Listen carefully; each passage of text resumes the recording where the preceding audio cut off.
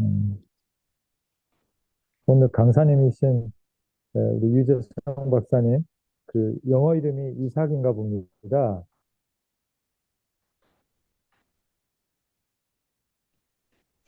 교수님, 안녕하세요. 네네. 네, 죄송하지만 그 포털 사이트에 줌 네. 주소 좀 알려주실 수 있으신지요? 지금 줌 주소 몰라서 들어오시는 분들이 지금 들어오시려고 하시는 분들이 못 들어오고 있습니다. 아이고, 저런. 네, 그러면, 가만 안녕하세요. 있어봐. 예, 그러면은 제가 그렇게 해보겠습니다. LMS에 올려볼 테니까, 우리 오성호 교수님 들어오셨는데, 오성호 교수님이 좀 진행을 해주시고, 예, 저는 예. 예, 저기 공지를 좀 해보도록 하겠습니다. 네, 진행해 주시기 바랍니다. 감사합니다. 예, 네, 11월 웨슬리 신학 세미나를 이렇게 다시 열 수 있어서 감사드리고요. 오늘은 특별히 그 웨슬리 신학을 전공하신 우리 유재성 박사님을 통해 가지고 지금 그 현대 웨슬리 신학의 동향이라고 하는 주제를 가지고 저희들이 한번 발표문을 듣고 또 토론을 가지려고 합니다. 웨슬리 신학, 현대적 웨슬리 연구의 동향을 우리 공부한다고 하는 것은 아마 그 한국적 상황에서는 그렇게 쉬운 게 아닌 것 같아요. 그래서 굉장히 귀한 그 세미나가 될 것 같은데요. 우리 그 유재정 박사님께서 이 현대적 동향, 웨슬리 신학의 현대적 동향 얘기할 때 우리 잘 듣고 경청하고 많은 것들을 저희들이 한번 생각했으면 좋겠습니다. 우리 세미나를 위해서 우리 소장님께서 그래도 기도해 주시고 시작하는 것이 좋을 것 같습니다. 예.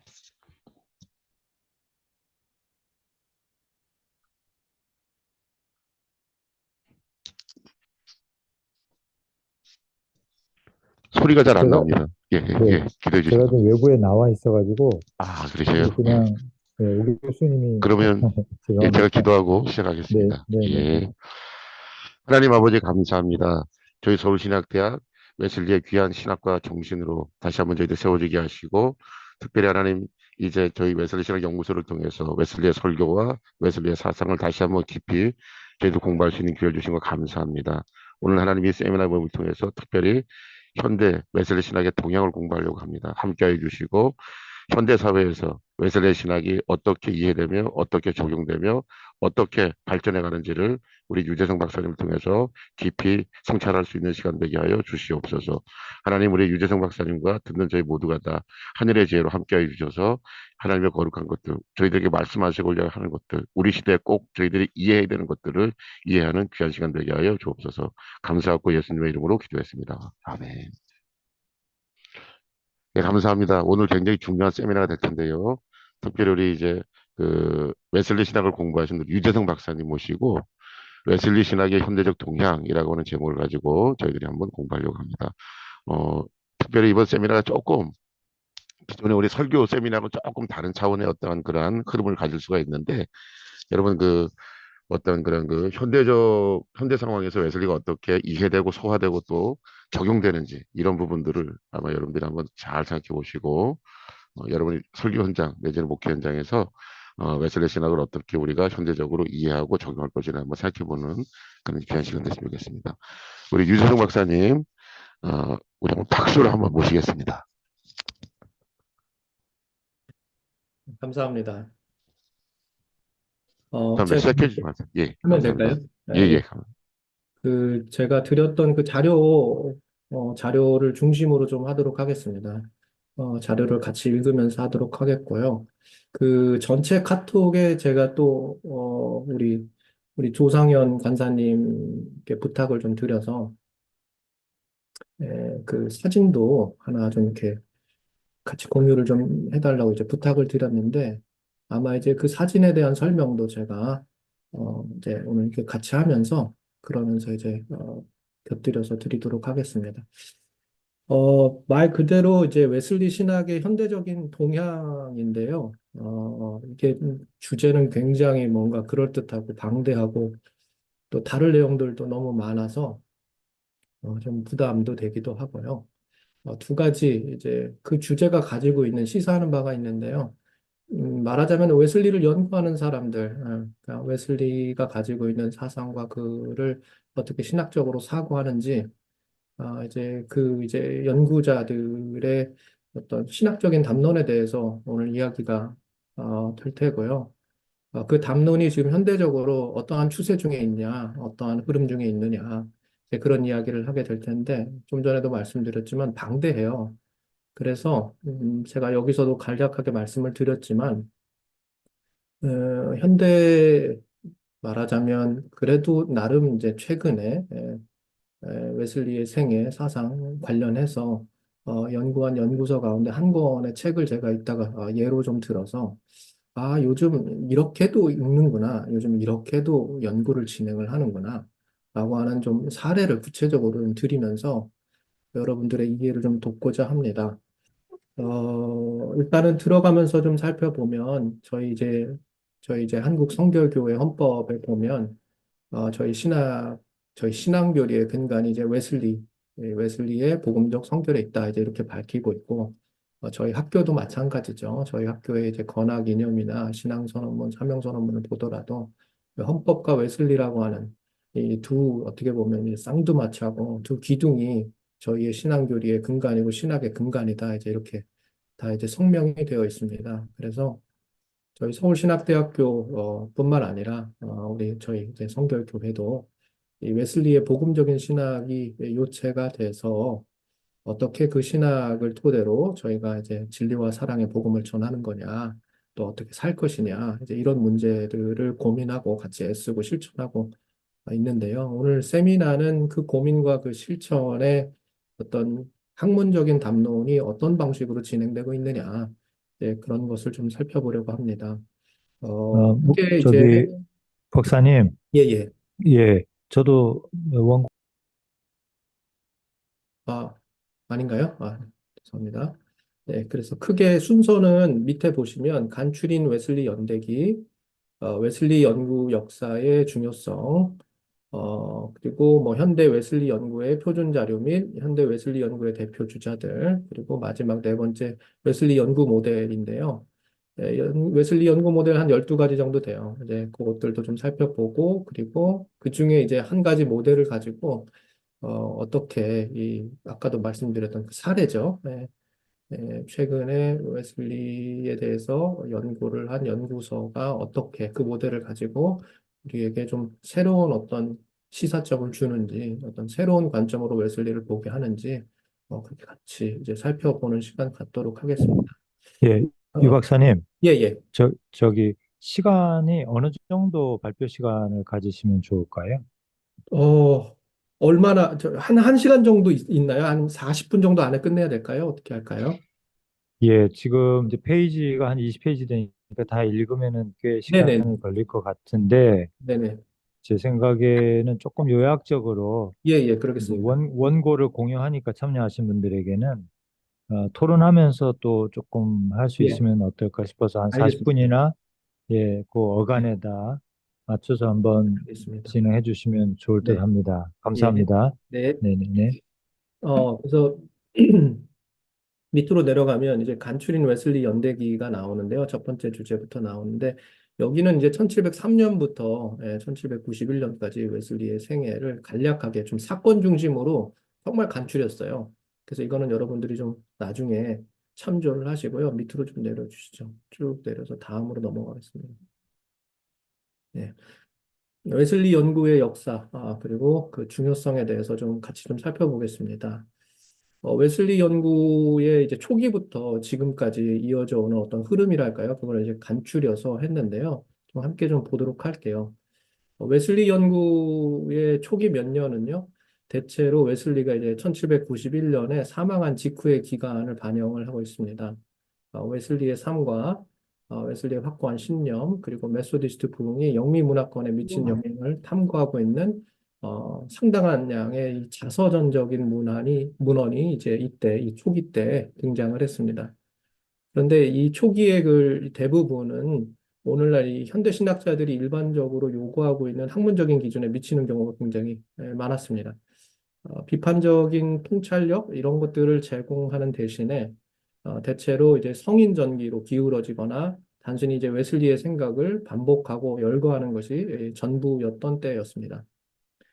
이런 한계 때문에 좀 초기 웨슬리 연구에 어떻게 보면 이제 뭐 학문적인 관심이 조금 상당히 좀 떨어지기도 하는데요. 이런 한계가 왜 존재했느냐? 그 이유가 있는데요. 왜 그러냐면 이 기간에 이제 쓰여졌던 대부분의 글이 이제 웨슬리 사후에 바로 이루어졌기 때문에 웨슬리의 공헌을 기리고 또 이 신앙 유산을 웨슬리가 남겼던 그 신앙 유산을 웨슬리안 공동체 안에서 보존하는 것이 어떻게 보면 가장 주요한 목적이었습니다. 그리고 이제 초기 웨슬리 학자들, 웨슬리하고 인연을 가지고 있었던 사람들에 의해서 작성이 되었기 때문에 이제 그런 한계들이 없지 않아 있을 수밖에 없었고요.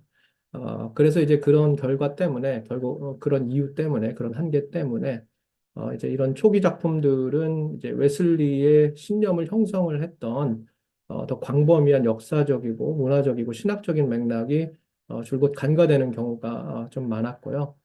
그러다 보니까 아무래도 웨슬리가 남겨놓은 신앙유산을 조금 더 미묘하게 탐구할 수 있는 그런 열린 관점을 제시하는데 대체로 좀 실패한 경향이 있습니다.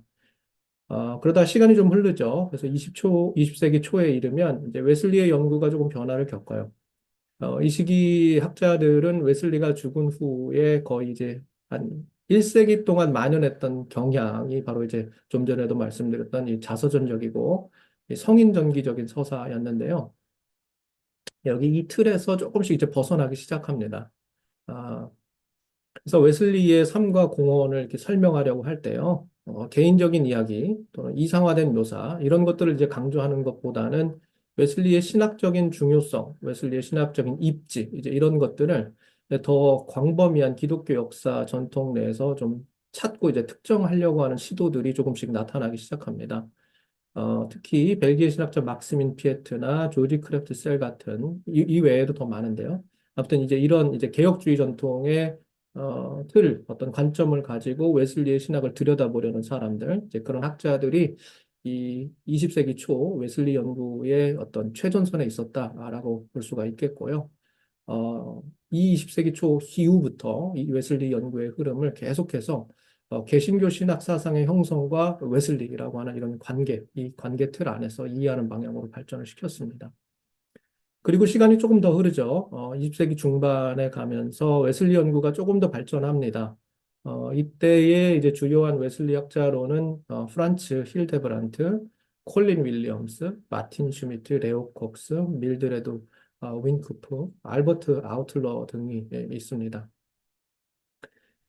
이 20세기 중반에 아주 저명한 이 웨슬리 학자들은 그냥 개신교 신학의 틀, 여기에만 갇혀 있지 않고요. 조금 더 큰 틀에서 기독교 신학, 기독교 더 큰 큰 틀의 이 기독교 신학 역사 전통 안에서 웨슬리의 사상을 조금 해석하려고 시도를 했고요. 그래서 그 결과로 웨슬리 연구는 영미 메소디스트 이 공동체를 조금 넘어서서 더 큰 기독교 공동체 내에서 계속해서 관심을 받고 존경받는 학문 분야로 발전하게 됐습니다. 이제 이런 발전의 주요한 원동력이 된 것이 뭐냐? 1958년에 웨슬리 학자들이 이제 설립한 거죠. 옥스포드 감리교 신학 연구소가 있는데요. 이 연구소는 뭐 지금도 여전히 계속해서 운영이 되고 있는 걸로 알고 있고요. 이 옥스포드 감리교 신학 연구소는 어떤 곳이냐? 정기적인 컨퍼런스를 계속해서 개최를 해요. 저희 이제 웨슬리 연구소처럼 계속해서 정기적으로 이렇게 모임을 갖는데요. 여기에 이제 굉장히 이제 젊고 재능 있는 이제 기독교 학자들이 계속해서 대거 참여를 합니다. 그래서 웨슬리의 삶과 신학에 대해서 뭐 학술 토론도 갖고 공개 토론도 하고 질의응답도 갖고 서로의 생각을 공유하고 하면서 이 웨슬리 연구를 기독교 학계에서 이제는 뭐라고 할까요? 그냥 소모임이 아니라 그냥 쉽게 간과할 수 없는 독특한 분야로 큰 분야로 확립을 하는데 아주 크게 기여를 했습니다. 20세기 중반 이후로 넘어가면 웨슬리 연구 발전에 기여한 또 다른 사례가 좀 돋보이는데요. 1962년에 발간된 메소디스트 역사라고 하는 이제 학술지가 있고요. 또 1965년에 또 창간된 웨슬리 신학 저널을 들 수가 있겠습니다.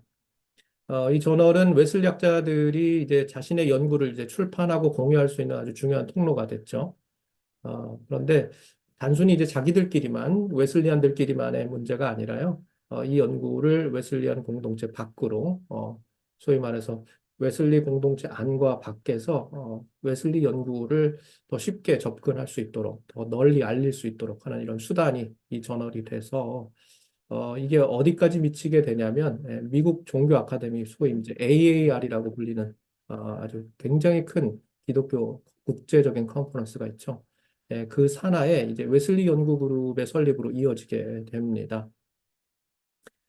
그래서 이제 20세기 후반부터 지금까지 계속해서 이 AAR 산하에서 이 웨슬리 연구 그룹이 계속해서 이제 주도해서요, 주도하에 웨슬리 연구를 이제 계속해서 이제 국제적인 포럼 안에 올리게 되고 거기에 이제 다양한 학술 기관도 참여하고 여러 다른 이제 기독교 전통의 학자들도 같이 와서 웨슬리 신학에 담겨 있는 더 깊은 신학적인 의미가 뭐냐, 우리가 얻을 수 있는 통찰이 뭐냐, 이제 이런 것들을 서로 이제 얻고 공유하고 하는 그런 어떤 시간을 계속해서 갖고 있습니다. 그 외에 이제 여러 이제 다양한 대학들도 같이 이제 합세를 해서요, 유수한 연구진들, 웨슬리 연구자들을 모으기도 하고, 웨슬리 신학센터를 세우기도 하고, 이제 이렇게 됩니다. 그러면서 웨슬리 연구의 학문적인 분야를 이제 신학뿐만 아니라 이제 전례, 영성, 전통, 이제 윤리 분야에 이르기까지 계속해서 확장하고 확립을 하고 있는데요. 어, 잠시, 예, 그 제가 이제 보내드린 말하자면 아니요, 일단 이걸 읽고 얘기를 할게요. 조금 위로 다시 좀 올려주시겠어요? 다시 원래대로. 네, 그래서 어쨌든 이제 굉장히 광범위한 이제 지원을 받죠. 재정적인 지원과 협력을 받고 있고 학교들로부터. 그리고 또 이제 여러 이제 학교의 유수한 저명한 어떤 학교들의 학술 포럼 이런 것들을 통해서 계속해서 강화가 돼요. 학제 간의 이런 네트워크들이. 그런 것들을 통해서 지난 한 20년 동안 네. 웨슬리 연구가 엄청나게 이제 양적으로나 질적으로나 이제 크게 발전을 합니다. 웨슬리가 이제 관여했던 영국 국교의 개혁, 설교 사역, 성경 해석, 일기, 출판, 편집 작업, 자연과학, 의학, 신학, 영성, 예배 등 정말로 웨슬리가 정말 많은 곳에 관여를 했는데요. 이런 다양한 의제들을 보다 이제 자세히 또 추가적으로 살펴볼 수 있는 기회를 계속해서 이제 제공하고 있는 비교신학 연구에서부터요. 웨슬리 사상이 성결 운동에 어떤 영향을 미쳤고, 오순절 운동, 은사 운동에는 또 어떤 영향을 미쳤는가, 이제 이런 것들을 조사하기도 하고요. 또 미국, 아시아, 남미, 아프리카 대륙이 웨슬리 사상을 어떻게 받아들이고 지금 발전시켰는지를 조사하는 이런 수용사적인 연구에 이르기까지 진짜 엄청나게 많은 질적, 양적 발전을 이루게 되었고요. 그 결과를 잘 보여주는 게 이제 웨슬리 관련 분야에서 매년 한 12권 정도, 어떻게 보면 그 이상이 될 수 있는 새로운 연구 주제를 담은 이제 학술서적, 그런 단행본들이 이제 출판이 되고, 국내외 유수한 이런 여러 이제 학술지에도 웨슬리 신학과 윤리 또는 뭐 영성, 전례, 뭐 이런 것들 관련해서 엄청나게 많은 기사와 저널이 쏟아지고 있습니다. 그러면서 초기 교부 시대부터 중세, 근대를 거쳐서 현대에 이르기까지요. 동서방 기독교 전통의 다양한 목소리와 웨슬리가 어떻게 건설적으로 또 창조적으로 또는 정통적으로 연속성을 지니고 있는지 이제 이런 것들을 아주 유의미하게 입증을 하고 있습니다. 웨슬리 연구가 지난 20세기를 넘어서서요, 이렇게 오랜 시간 동안 오늘날에 이르기까지 계속해서 이렇게 생산적이라고 하는 사실은 대단히 고무적입니다.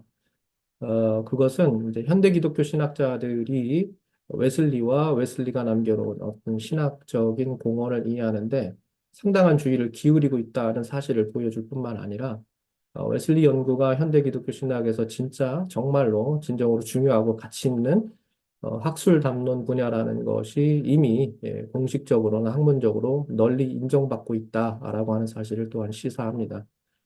따라서 우리는 웨슬리 연구를 단순히 자서전적이거나 성인전으로 축소하려고 하는 이런 오래된 시도를 넘어서서 웨슬리 특히 웨슬리의 사도적 유산과 원시 기독교의 실천에 대한 전념을 기독교 신학과 전통의 더 광범위한 틀 안에서 더 대담하게, 더 적극적으로, 더 역사적으로, 더 전통적으로, 더 개혁적으로 논의하고 분석하고 해석하고 전달하려고 노력해야 합니다.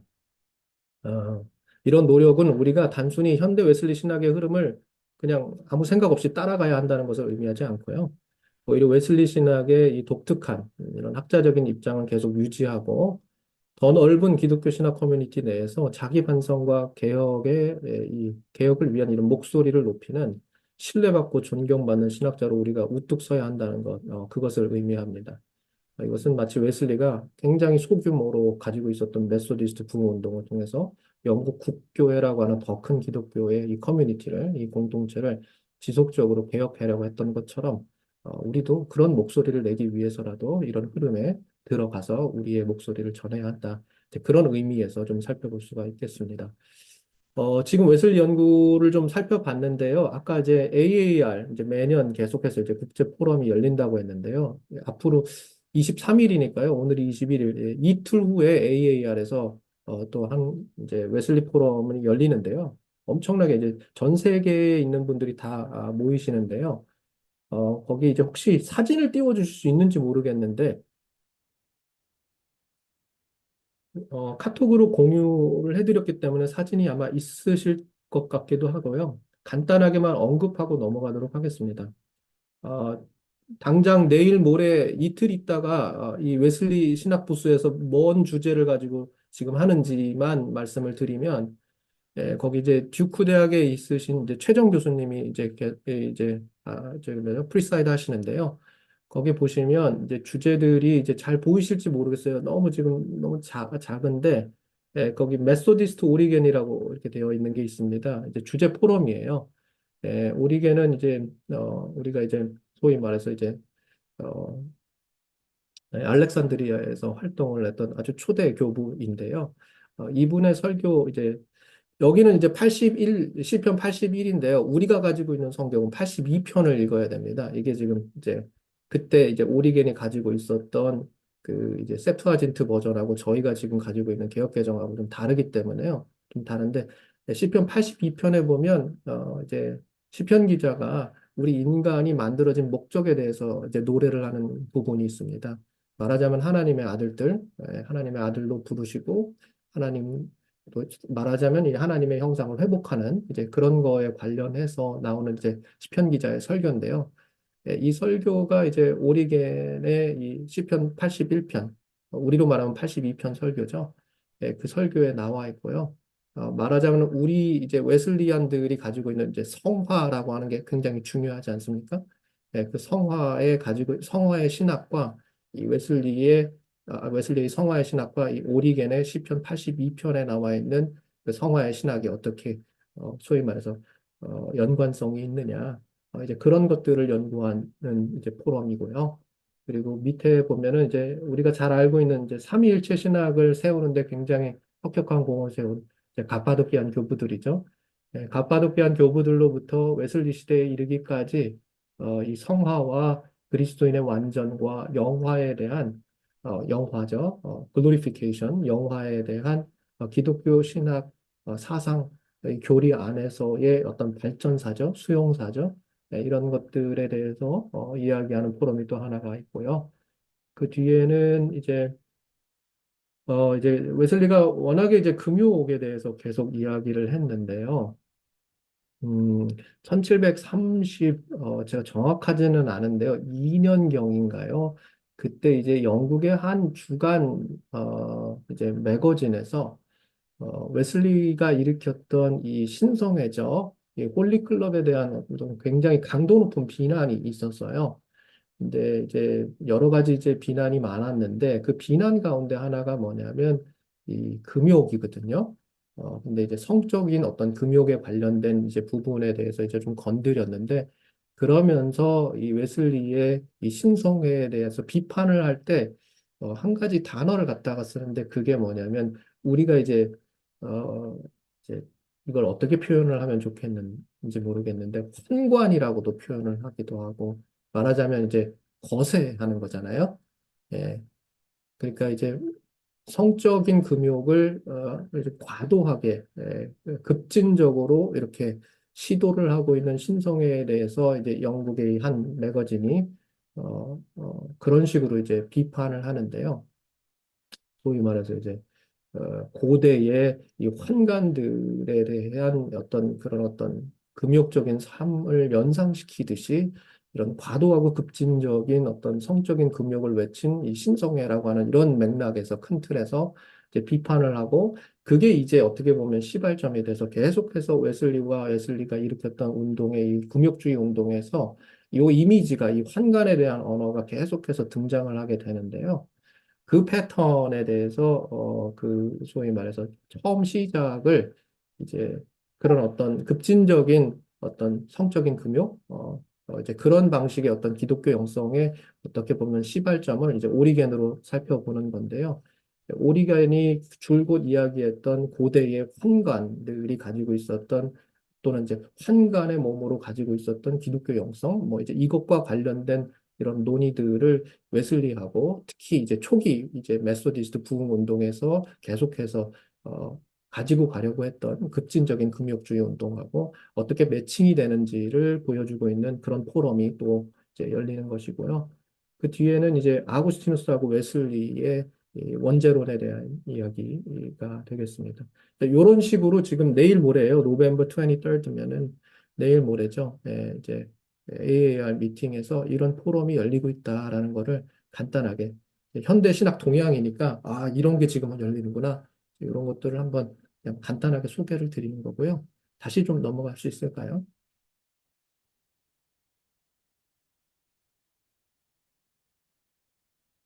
네. 그리고 나서 보면은 이제 표준 자료들인데요. 그 자료들은 좀 간단하게 이제 여러분들이 참조하시고요. 좀 넘어가도록 하겠습니다. 그 자료들이고요. 네, 뭐 국문도 있고 영문도 있고 네, 현대 이제 웨슬리 연구의 대표 주자들인데요. 뭐 익숙하신 좀 의뢰 알고 계시는 분들도 계실 거고 그냥 이름만 간단하게 제가 언급하고 넘어가겠습니다. 윌리엄 아브라함 교수님 계시고 테드 캠벨 교수님, 케네스 콜린스 교수님, 케네스 크랭레 교수님, 데니스 디커슨 교수님, 제레미 그레고리 교수님, 데이비드 햄튼 교수님, 사라 랭커스터 교수님, 데보라 매든 교수님, 랜디 메닥스 교수님, 카렌 웨스터필드 터커 교수님, 제이슨 비커스 교수님. 뭐이 밖에도 굉장히 많은데요. 훨씬 많습니다. 근데 정리를 하다 보니까 너무 시간이 많이 걸려가지고. 근데 이거보다 훨씬 많습니다. 네. 그래서 여기 나름대로 어느 이제 대학에, 뭐 은퇴하신 분들도 계세요. 근데 어느 대학에서 어떤 연구 관심사를 가지고 하신 분들이구나. 이제 그런 것들을 나름대로 참조하셔라라는 어떤 의미에서 살짝 그렇게 좀 해두었고요. 웨슬리 연구 모델을 좀 살펴보겠습니다. 어떻게 보면 왜 이렇게 이 웨슬리 신학의 이 현대적인 동향, 현대적인 추세가 이렇게 광범위할까? 왜 이렇게 많을까? 왜 이렇게 어떤 분들이 보기에는 중구난방일까?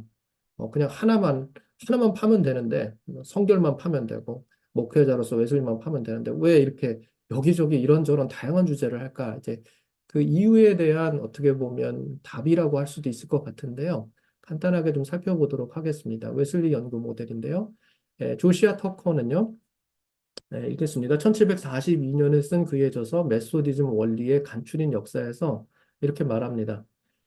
메소디스트인들은 처음에는 신비주의자인 윌리엄 로의 제자들이었고 그 다음에는 모라비안의 제자들이었습니다. 그리고 이제 그들의 원칙은 칼빈주의, 알미니안주의, 퀘이커주의, 정적주의, 몬타누스주의가 모두 합쳐진 완벽한 혼합체가 되었습니다. 관련해서 또 하나 살펴봅니다. 케네스 콜린스는 그의 저서 존 웨슬리의 신학에서 이렇게 말합니다. 네, 웨슬리가 발전시킨 신학적 스타일은 복잡했고 다양한 진리를 긴장 속에 담고 있었습니다. 이 복잡성은 때때로 과거와 현재의 웨슬리 해석자들을 당혹스럽게 했습니다. 마지막으로 하나 더 관련해서 살펴봅니다. 프레드 샌더스 교수가 그에 져서 웨슬리가 말하는 그리스도인의 삶에서 이렇게 말합니다. 웨슬리는 그 자신이 주장하고자 하는 모든 진리를 주장하기 위하여 적절한 시기에 적절한 장소에 몸담았다.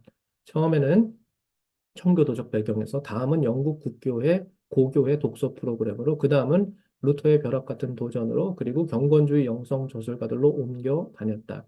존 웨슬리는 진리를 갈망했으며 웨슬리는 모든 진리를 원하기 때문에 경계선을 넘었고 좀처럼 결합되지 않는 전통을 혼합시켰다. 그래서 이제 프레드 샌더스가 수많은 웨슬리 해석 모델들을 이렇게 소개를 합니다. 기본적으로 개혁주의적인 웨슬리, 본질적으로 루터파 경건주의적인 웨슬리, 은밀한 청교도주의자 웨슬리, 그리고 색다른 그리스 교구주의자 웨슬리, 은밀한 침례교도 웨슬리, 겉으로 드러나지 않는 가톨릭 교도 웨슬리, 그리고 원조 오순절주의자 웨슬리. 이제 이렇게 저마다 이제 웨슬리가 가지고 있는 사상에 대해서 웨슬리가 보여준 어떤 신학적인 어떤 색깔에 대해서 이렇게 설명을 했는데요. 웨슬리가 죽은 지 앞서도 말씀드린 것처럼 거의 1세기 동안은 그냥 웨슬리에 대한 자서전적인 문헌만 나왔어요. 그리고 정말로 오랜 시간 동안 사실상 20세기 중반에 이르기까지 웨슬리의 신학적인 입장을 이 기독교 역사와 전통의 틀 안에서 계속해서 특정하려는 시도가 있었습니다. 말하자면 진짜 웨슬리를 찾으려고 했던 거예요. 가장 웨슬리적인 웨슬리를 찾으려고 하는 어떤 강박관념이 웨슬리 연구의 전반적인 흐름을 주도했습니다. 하지만 앞서 제가 이제 인용을 했던 세 명의 학자죠. 터커, 콜린스, 샌더스. 이 밖에도 정말 더 많은데요. 이런 학자들이 잘 지적한 것처럼 웨슬리의 삶과 신학 안에는 무엇이 있느냐면 좀처럼 서로 결합될 수가 없는 기독교 전통과 긴장이 혼재되어 있습니다. 그래서 19세기 후반 일부 학자들에 의해 시작된 소위 말해서 이제 진짜 웨슬리 찾기, 가장 웨슬리적인 웨슬리 신학 특정하기 등의 이런 접근 방식은 점차 시간이 지나면서 지향이 됐고요. 웨슬리 내부에 존재하고 있는 여러 이제 신학적인 긴장을 긍정하고 이것을 어떻게 하면 이제 개방적인 태도로 우리가 살펴볼 수 있을까? 그것들을 이제 엄밀하게 분석하려고 하는 그런 접근 방식이 급부상하게 된 거죠. 그렇다면 이제 웨슬리, 말하자면 오늘날 이제 현대 웨슬리 학자들이 웨슬리를 연구할 때 어떤 접근 방식을 지향하고 있느냐? 그 접근 방식을 저희가 이제 크게 12가지로 살펴볼 수가 있겠습니다. 조금만 올려주시겠어요? 네. 그 12가지 모델은 다음과 같아요. 이런 방식으로 말하자면 이 12가지가 웨슬리의 사상 안에, 웨슬리의 글 안에, 웨슬리의 편지, 설교, 뭐 엄청나게 많은 글이 있는데 그 안에 다양하게 긴장 속에 혼재되어 있다라는 거예요. 그래서 그런 것들을 하나씩 좀 소위 말해서 조금 더 엄밀하게 연구하려는 어떤 접근 방식을 이렇게 모델링한 건데요. 12가지 정도를 살펴볼 수가 있어요. 첫 번째는 친개혁주의 모델이고요. 두 번째는 루터파 경건주의 모델이고요. 세 번째는 청교도 모델. 네, 위로 좀 올려주시죠. 계속 읽고 있는데 내리지 마시고 위로, 위로, 네, 위로요. 네, 거기. 네. 네 번째는 동방 기독교 전통 모델. 다섯 번째는 영국 국교회 신학 모델. 여섯 번째는 아우구스티누스, 아퀴누스 전통 모델. 일곱 번째는 서방 신비주의 모델. 여덟 번째는 오순절 성결 운동 모델. 아홉 번째는 가톨릭 모델. 그리고 열 번째는 에큐메니컬 모델. 11번째는 기독교 윤리신학 모델. 12번째는 해방신학 모델. 이제 이렇게 말하자면 이렇게 12가지 접근 방식으로 웨슬리를 현재 읽고 연구하고 있는 현대 웨슬리 신학의 흐름이다. 이제 이렇게 말씀을 드릴 수가 있을 것 같아요. 그 이유는 앞서 말씀드린 그 세 명의 신학자들, 뭐 그 외에 여러 다른 신학자들이 이야기한 것처럼 웨슬리가 진리를 추구하는 방식을, 진리를 추구하는 어떤 그의 열심 안에서요, 전통이라고 하는 경계선을 넘는데 거침이 없었어요. 그리고 이제 말씀을 굳이 드리자면 웨슬리는 논쟁하는 거를 굉장히 좀 별로 선호하지는 않았습니다. 여러분들이 이제 1740년도에 이제 두 편의 나름대로 이제 우리가 누구냐라고 하는 거에 대해서 웨슬리가 쓴 글들이 있습니다. 이게 소위 뭐 메소디스트의 성격 또는 뭐 메소디스트의 원리 뭐 이제 이런 식으로 이제 저희가 번역이 돼서 이제 그 글을 읽게 되는데요. 거기 보면은 말하자면 웨슬리가 이제 우리가 가지고 있는 정체성이 뭐냐? 이거 아직까지 우리가 이야기할 때가 아니다. 이거 아직까지 이야기하기 좀 섣부르다. 뭐 이제 이런 식으로 표현을 하는데, 이건 뭐 이제 시간이 없으니까요. 제가 이제 그건 좀 넘어가도록 할게요. 그래서 웨슬리가 계속해서 거기에서 보면은 굉장히 다양한 기독교 전통에 대해서 막 언급을 합니다. 그러면서 계속해서 우리가 바뀔 수 있다는 거에 대해서 이야기를 하면서 말하자면 그런 어떤 흐름이 다양한 기독교 전통을 계속해서 섭렵하면서 이 메소디스트 운동 안에서 추구하고자 하는 기독교의 어떤 본질, 그거를 알아가려는 어떤 진리 탐구, 이런 것들이 계속해서 역동적으로 웨슬리 안에 있었기 때문에 어떻게 보면 그런 역동성에 대해서 눈을 열고 있었던 현대 신학자들이 이렇게 12가지로 좀 표현한 게 아닌가, 이제 그런 생각이 좀 듭니다. 그래서 그 각 모델에 따라서 이제 신학적인 연구를 하는 분들의 그 이름, 성함과 그리고 이제 연구서들, 그리고 그 연구서들에 대한 간략한 말하자면 이제 설명들, 이런 단출인 설명들을 다 덧붙여서 제가 여기다가 다 기입을 해놨습니다. 그래서 그런 것들을 여러분들이 좀 참고하시고요. 쭉 내려주시기 바랍니다.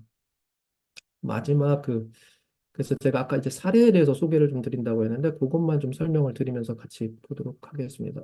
좀 올려주세요. 자, 됐습니다. 됐습니다. 됐습니다. 자, 거기에 지금까지 소개된, 거기서부터 좀 보겠습니다. 지금까지 소개된 12가지 웨슬리 해석 모델이요.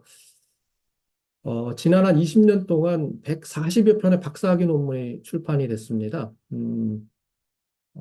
박사 논문 외에 웨슬리 신학하고 관련해서 지난 20년 동안 출판된 뭐 학술서, 국내외 유수한 학술지, 거기에 게재된 논문들 이런 것들을 살펴보면 정말 천문학적인 숫자가 될 것 같은데요. 그 정말로 엄청나게 많은 수의 웨슬리 연구서들, 현대 지난 20년간 있었던 그 연구서들이요. 연구 주제, 구조, 성격, 목적, 방향이요. 다 다릅니다. 다 달라요. 그런데 그런 차이에도 불구하고 웨슬리의 설교, 편지, 일기, 논문, 저널에 그들이 얼마나 충실하게 해석할 수 있는지를 또 다 저마다 설득력 있게 또 보여줍니다. 그래서 사실상 제가 아까도 말씀을 드렸지만 초반에 현대적 동향이라고 하는 거를 살펴보기 위해서 그거를 완전하고 철저하게 살펴보려면 이렇게 방대한 양을 다 살펴봐야 돼요. 그러면서 이 12가지 모델이 정말로 어떻게 적용되고 있는지를 사실상 다 봐야 됩니다. 그런데 저희 세미나의 특성상 그런 것들이 이제 불가능하기 때문에 아까도 말씀드린 그 한 권의 책 정도만 심도 있게 검토하는 것으로 이런 일들이 지금 벌어지고 있구나, 이런 추세가 또 있구나라는 것을 좀 설명을 드리고자 합니다. 그러면서 제 강의도 제 세미나도 가름하겠습니다. 조던 해먼드 박사의 미국의 존 웨슬리 원시기독교 회복학이라는 책입니다. 번역은 안 됐고요. 다만 이 조던 해먼드 박사님이 얼마 전에 저희 학교에 오셨죠. 오셔가지고 이제 강의를 해주셨는데 그분의 대표 저서가 바로 이 책입니다. 참고로 말씀드리면 해먼드 박사님의 이 책 미국의 존 웨슬리는요. 영국 국교의 신학 모델을 따르고 있습니다. 앞서 소개한 12가지 중에서요. 그리고 이 책의 주된 골자는요. 영국 국교의 종교 지형과 조지아 선교 시절의 웨슬리의 생애에 관한 역사 비평적 방법론을 통해서요. 신개혁주의 모델의 복음주의 서사로 점철되어 있는 웨슬리의 조지아 선교 실패 서사를 재평가하는 것입니다. 최근 수십 년 동안에요. 18세기 복음주의 부흥운동의 역사를 연구하신 대부분의 웨슬리학자들은 조지 휘필드의 북미 대각성 운동에 대한 기여는 굉장히 널리 인정을 하면서도 비슷한 시기에 갔던 존 웨슬리와 찰스 웨슬리의 북미 경험은 대체로 당혹스러운 것이거나 실패한 것이라고 일축했습니다. 그러나 이 책이죠. 미국의 존 웨슬리는요. 웨슬리의 조지아 선교에서의 경험을 전혀 새로운 시각에서 평가합니다.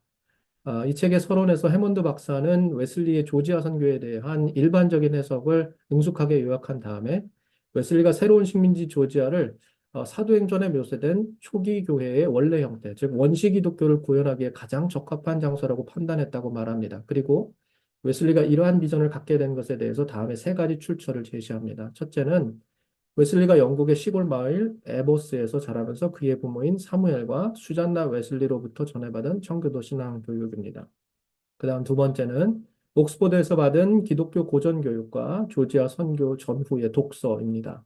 그리고 마지막 세 번째는 영국 국교회 내 서약 거부자 사용자 파벌에 속한 존 클레이튼과의 긴밀한 관계와 같은 서약 거부자 사용자 파벌에 속한 영국 국교회 주교 토마스 디콘의 영향을 받은 것입니다. 이 3가지 출처 중에서요, 해몬드 박사님은 마지막 3번째 출처에 굉장히 특별한 주의를 기울입니다. 그것이 이제 그 책의 첫 번째 장인 존 웨슬리의 원시 기독교 개념과 실천의 주된 내용이기도 한데요. 그 장에서 해먼드 박사님은 웨슬리를 서약 거부자 내의 사용자 파벌과 아주 설득력 있게 연결시킵니다. 잠시 이해를 돕기 위해서 말씀을 좀 드립니다. 1668년 명예혁명이 촉발된 이 영국 스코틀랜드 아일랜드 교회의 서약 거부자 분열 사태, 요거를 좀 살펴보면 웨슬리가 왜 이런 그리고 해먼드 박사가 왜 이렇게 평가를 하는지에 대한 어떤 기초적인 전이해를 얻을 수가 있겠는데요. 1688년 영국에서 일어난 이제 명예혁명이죠. 이 명예혁명은 이제 영국 국교의 고교회파 노선이죠. 토리당이죠. 신학적으로는 카톨릭주의를 지향하고 있고요. 그 고교회파 노선을 지키고 있던 제임스 2세가요. 왕정의회하고 네덜란드의 이 윌리엄 3세입니다. 이 윌리엄 3세가 이제 저교회파 노선이랑 같이 이제 이 연합을 하고 또 이제 나중에 이제 정권을 잡는데요. 그 이제 왕정의회가 어찌됐든 이 고교회파 노선을 따르고 있던 제임스 2세를 폐위시켜 버립니다.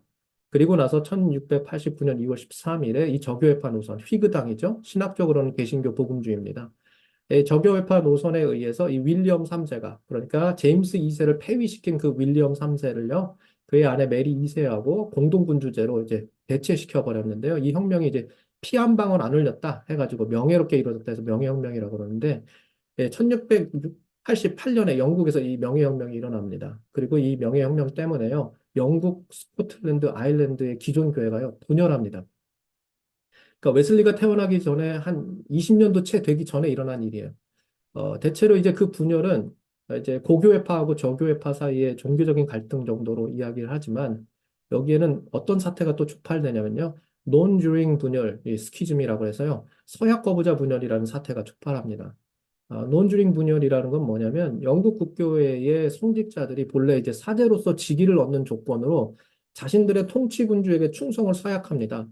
서약하는 게 마땅한데요. 이걸 거부하는 사태를 말합니다. 대체로 이제 고교회파 노선을 지키고 있었던 영국 국교의 성직자들이요. 이 저교회파 노선의 명예혁명에 힘입어가지고 새롭게 옹립된 윌리엄 3세하고 메리 2세 앞에 충성서약을 거부한 겁니다. 네, 그래서 이제 이걸 가지고 이제 소위 말해서 이제 논주링 분열이다. 이제 우리가 이렇게 얘기도 하는데요. 수는 많지 않았는데 이들 이 서약 거부 성직자들이 논주링 교회, 그러니까 서약 거부자 교회를 설립을 하기도 했습니다. 참고로 이 논주링 교회는 영국, 스코틀랜드, 아일랜드에서 1770년대까지 존재했던 것으로 알려져 있습니다. 그런데 여기서 저희가 주목해야 될 게 뭐냐면 1719년이에요. 이때 이제 웨슬리가 이제 10대 청소년 시절이죠. 한창 이제 옥스포드 가네 마네하는 그 시절인데요. 그때 이제 논주링 교회가 두 개의 파벌로 분열합니다. 갈라지는데 그게 바로 이제 사용자 파벌과 비사용자 파벌입니다. 이 두 개의 파벌로 갈려졌는데 우선 비사용자 파벌은 어떤 파벌이냐면 이제 우리가 더 이상 영국 국교회하고 이렇게 갈등하지 말고 화해하자. 요거를 지향을 했고요. 그리고 사용자 파벌은 그렇지 않았습니다. 영국 국교회의 이제 공동 기도문을 포함해서요. 전통적인 예전, 예식 이것만 수용하고 이것만 이제 수정적으로 이제 수정해가지고 회복하려고 했고요. 이제 화해를 지향하지는 않았습니다. 그리고 어떤 논의를 이들이 했냐면 이 사용자 파벌은 1716년부터 동방 기독교 전통이죠. 그리스 정교회와의 어떤 뭐죠? 연합에 관해서 논의를 시작을 했습니다. 영국 국교회로 돌아가는 게 아니라 이들하고 연합을 하려고 그랬어요. 그래서 약 한 9년, 10년가량 1725년까지 계속합니다. 1725년은 웨슬리가 옥스포드에서 한창 교육을 받던 시절이죠.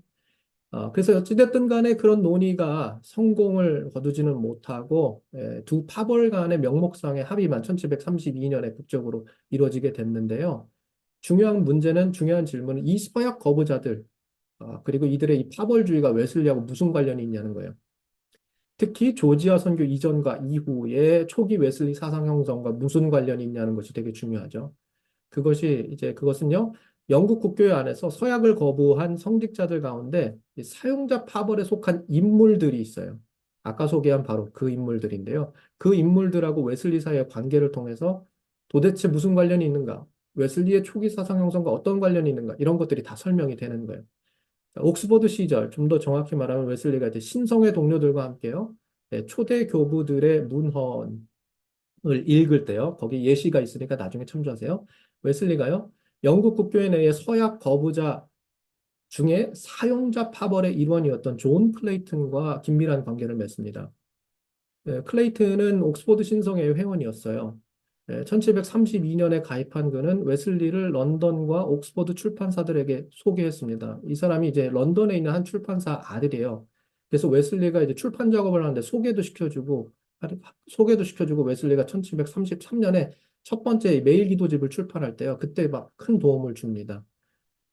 그리고 이제 뭐 매일 기도집 출판할 때 이제 신송회 회원들의 기도글 같은 거를 모으기도 하는데도 앞장섰던 사람이 바로 이제 클레이튼인데요. 이 클레이튼은요, 웨슬리를 이제 토마스 디콘하고 존 바이럼한테 소개를 했습니다. 이들이 누구냐면 맨체스터에 있었던 두 사용자 파벌 서약 거부자 주교들이었어요. 이들은 초대교부 문헌들을 읽고 초대교회 때처럼 살아가는 것을 매우 중요하게 여긴 사람들이었죠. 이 두 사람 중에 웨슬리가 특히 누구한테 영향을 많이 받았냐면 디콘 주교한테 영향을 많이 받았습니다. 자, 웨슬리가요, 디콘 주교로부터 받은 그 영향이죠. 그 영향에 대해서 쭉 설명한 게 바로 이 미국의 존 웨슬리라는 책의 두 번째 장입니다. 그 장이 시몬 도어를 타고 가는 원시 기독교에서 자세히 설명이 되어 있는데요. 정말 간단하게만 요약을 하면 웨슬리가요, 사용자 파벌이 개정을 했던 공동 기도문을 사용해요. 조지아 선교 때. 다시 말하면 원시 기독교 전통에서요, 이제 디다케, 그리고 교회 규범으로 분류되어 있는 이 4세기 문헌 사도원정을 사용해서요, 영국 국교의 공동 기도문을 웨슬리가 수정합니다. 그리고 그 안에다가 뭘 담냐면 삼중 침수에 의한 세례, 혼합잔의 사용, 이게 이제 다 전문 용어이기 때문에 밑에다가 다 이제 각주에다가 달았으니까 나중에 참조하시기 바래요. 그리고 성령 청원 기도, 에피클레시스, 그리고 죽은 신자를 위한 기도, 사순시기 단식, 금육제 준수 등 이런 것들을 이게 이제 다 있는데 요것들 이런 전례 활동들을 이제 사용자 파벌의 예전 예식서가 다 수용을 하는데 그거를 자기가 조지아 선교 때 활용할 그 목회 결의 안에다가 다 담아냅니다. 이 밖에도 이제 디콘 주교가 웨슬리하고 어떤 긴밀한 관계를 맺고 있느냐, 이제 그 사례들이 굉장히 많은데, 디콘 주교가 1743년에 헌신의 전집이라고 하는 전집을 이제 읽는데요. 그때 이제 글을 하나 부탁을 해요, 웨슬리에게. 그래서 웨슬리가 쓰죠. 그게 바로 이제 웨슬리가 쓴 사순시기의 단식제에 관한 에세이인데요. 그게 이제 디콘 주교의 이 헌신의 전집에 실리게 됩니다. 그래서 이 둘 사이에 얼마나 긴밀한 관계가 있었는지, 뭐 이 외에 여러 다양한 이제 사례나 이런 것들을 그 미국의 존 웨슬리란 책의 두 번째 장이 쭉 연구를 합니다. 그래서 결국에 이제 해먼드 박사가 내리는 결론은 분명해요. 뭐냐면 조지아 선교는 실패가 아닙니다. 만일 조지아 선교가 단순한 실패였고 이 당시에 웨슬리가 모라비안 지도자들의 일방적인 영향을 받아야 할 만큼 참으로 어리숙한 신학자였다면, 그리고 친개혁주의 모델의 전형적인 복음주의 해석과 같이 율법과 행위 구원에 눈이 멀어서 오직 믿음으로 그 유명한 올더스게이트 거리에서 극적인 회심이 절실하게 보이는 철저한 실패자고 낭망자였다면 우리는 조지아 선교 내내 웨슬리가 보여준 신앙적인 결기와 확신, 그리고 우리에게는 참으로 낯선 그의 모습에 놀라지 않을 수가 없습니다. 예를 들면 이런 것들이 있다고 이제 해먼드 박사가 쭉 소개를 하는 건데요. 자, 웨슬리가 시몬도어를 타고 조지아로 가는 도중에 일어난 사건인데 웨슬리는 독일인 두 사람에게 재세례를 주려고 시도합니다. 우리는 보통 웨슬리가 폭풍 가운데 떨고 있을 때 이 루터교 경건주의자들이 그에게 미친 영향에 대해서는 주목을 하지만 웨슬리가 루터교 세례는 무효하니까 세례를 다시 받아야 한다고 주장한 것에 대해서는 그리 주목하지 않습니다. 하지만 이 에피소드는 굉장히 중요하죠. 웨슬리와 모라비안의 관계가 결코 비대칭적이고 일방적인 관계가 아니었다는 것을 보여주는 사건이기 때문에 그렇습니다. 물론 웨슬리가 이들한테 많은 걸 배웠어요. 평신도 지도력, 즉흥기도, 즉흥설교에 대해서 많은 것을 배웠고 소그룹 조직의 목회적인 활용 방안도 많이 배웠습니다. 그렇기 때문에 웨슬리는 분명 모라비안들에게 어느 정도의 빚을 지고 있어요. 하지만 조지아 선교 내내 웨슬리는 세례와 성찬의 유효성을 영국 국교의 주교구 시스템 안에 가둬뒀습니다. 그리고 이것은 비록 18세기 영국 국교 안에서 소수의 의견에 불과했지만 웨슬리가 그의 아버지 사무엘 목사와 공유했던 신념이었고 조지아 선교를 마치고 런던으로 돌아가는 길에 탑승한 사무엘호에서 그가 탐독한 원시 기독교 문헌이죠. 3세기 북아프리카 카르타고 주교의 키프리안의 편지에 담긴 가르침과 동일한 것이었습니다. 이 밖에도 웨슬리가 우리를 놀라게 할 만한 일들이 이 시기에 굉장히 많았습니다. 우리는 이 조지아 선교를 흔히 말하는 대로 실패로 규정하기 때문에 굳이 이제 이 시기에 대해서 더 연구하려고 하지 않습니다. 단지 그 실패로 인해서 더욱 역설적으로 빛나게 되는 웨슬리의 자책이죠. 그리고 올더스 게이트의 체험에 더 큰 방점을 찍을 뿐입니다. 각주 43번은 나중에 꼭 한번 읽어보세요. 조금만 올려주시죠. 예. 하지만 해먼드 박사는 뒤로요. 그 실패로 점철된 조지아 선교 시기를 아주 파고듭니다. 2차 문헌이 아닌 1차 문헌을 가지고 웨슬리의 일기나 저널만이 아닌 웨슬리가 조지아 선교 당시와 직후에 만난 슈판겐베르크, 벨러, 톨치, 도버, 프랑케, 폴치우스, 그루나우, 나치만 우르스버커, 그리고 치켄하겐 등과 같은 모라비안 지도자들의 일기와 편지를 파고듭니다. 그리고 거기서 슈판겐베르크와 니치만 같은 모라비안 지도자들이 원시 기독교에 대한 웨슬리의 목회적 지향을 어떻게 보고 받아들였는지에 대한 놀라운 이야기를 전해줍니다. 그리고 이어서 서약 가업자들의 개정안을 쫓아서 매주 성찬례를 집행한 것과 사도행정에 따라 조지아 선교부에 여성 지도자를 임명했을 가능성에 대해서도 언급합니다. 그런 다음 마지막 결론부에서 웨슬리의 조지아 선교는 실패가 아닌 반대, 거부에 부딪힌 것이라고 조심스럽게 결론합니다. 웨슬리는 식민지에 거주하는 공공 목사로서 자신의 지위와 명예, 그리고 해외 복음 전파 협회와 기독교 지식 증진 협회의 지원을 받아서 혁신적인 일을 많이 했습니다. 그는 여성을 지도자로 세웠고 식민지 행정관의 거친 반대에도 불구하고 새로운 식민지 내에서 아직 정착하지 못한 이주민들과 가난한 사람들의 이익을 대변하고 옹호했습니다. 때문에 원시 기독교를 향한 그의 각별한 애정과 엄격한 실천은 물론 중요했지만 단지 그 수많은 혁신 가운데 하나일 뿐이었습니다. 따라서 그는 조지아 선교의 실패자가 아니고 조지아 선교에서도 참으로 양심적인 목사였습니다. 조지아 사바나에 있는 빈곤 계층의 노골적인 대변인이었고 개인 규율을 엄격하게 지킨 사람이었고 시편과 찬송가 모음집을 출판했으며 식민지 거주자, 인디안 그리고 원시 기독교에 대한 이해가 자신과는 매우 달랐던 모라비안 경건주의자들의 삶 속에 초기 교회의 순수한 사도적 교리와 실천이 살아나고 강화될 수 있도록 집집 방문도 불사했습니다. 그리고 이와 같은 그의 열심은 비록 강한 반대에 부딪혔지만 조지아에서 선교사로 일하던 웨슬리의 젊은 시절에서 끝나지 않고 올더스게이트 거리에서 겪은 극적인 경험을 넘어 웨슬리의 생애가 끝날 때까지 계속된 뒤 마침내 그의 비문에 그 흔적을 남겼습니다. 아래는 웨슬리의 비문에 실린 전문입니다. 예, 굵은 글씨만 보겠습니다. 이 위대한 빛은 하나님의 특별한 섭리에 의해 이 나라들을 계몽하고 원시교회의 순수한 사도적 교리와 관행을 되살리고 강화하고 방어하기 위해 일어났습니다. 그는 반세기 이상 동안 자신의 글과 노동을 통해 일을 계속했습니다. 자, 그렇다면 이제 질문입니다. 해먼드 박사의 이 해석이죠. 엄청나게 방대한 1차 문헌을 역사적으로 비평적으로 철저하게 검토한 뒤에 영국 국교의 신학 모델의 독해 방식을 따라서 조지아 선교를 평가하고 있는 이 해석이 웨슬리의 초기 생애와 신학에 대한 적절하고 설득력 있는 평가라고 우리는 말할 수 있을까요? 그것을 정당한 해석이라고 우리가 말할 수 있을까요? 만약에 그렇다고 우리가 말한다면 율법과 복음으로 실패와 회복으로 조지아 선교와 올더스게이트 체험을 비대칭적으로 이원화시키고 있었던 우리의 기존 이해는 어떻게 수정될 수 있을까요? 그 대에 대한 고민은 잠시 뒤로 하더라도 이 한 가지는 우리가 분명히 해야 합니다. 웨슬리의 삶과 신학에 대한 이 새로운 관점은 웨슬리 신학의 현대적인 추세를 보여주고 있는 대표적인 사례 가운데 하나입니다. 이 사례가 주목을 받고 있는 이유는 웨슬리의 생애와 사상에 대한 심층적인 탐구의 기회가 여전히 많이 남아 있음을 보여주고 있기 때문입니다. 만일 웨슬리에게서 무슨 선한 것이라고 생각하는 분들이 계시다면 이번 기회에 그 생각이 조금 바뀔 수 있길 바랍니다. 나가면서 읽고 마치겠습니다. 자, 웨슬리 학자들의 근본적인 사고방식은요, 아까도 말씀드렸지만 진짜 웨슬리를 찾고자 하는 욕망입니다. 가장 웨슬리적인 웨슬리를 찾고자 하는 욕망. 그 욕망은 웨슬리 학자들의 마음 한구석을 언제나 차지하고 있습니다. 그러나 우리는 항상 그 고귀한 욕망에 내재된 위험을 인식해야 합니다. 즉, 우리의 웨슬리 연구가 우리 자신의 견해와 해석을 뒷받침하는 데만 사용되어 진짜 웨슬리가 아닌 반쪽짜리 웨슬리를 만들어낼 수 있다는 위험, 우리는 그 위험을 인식해야 합니다.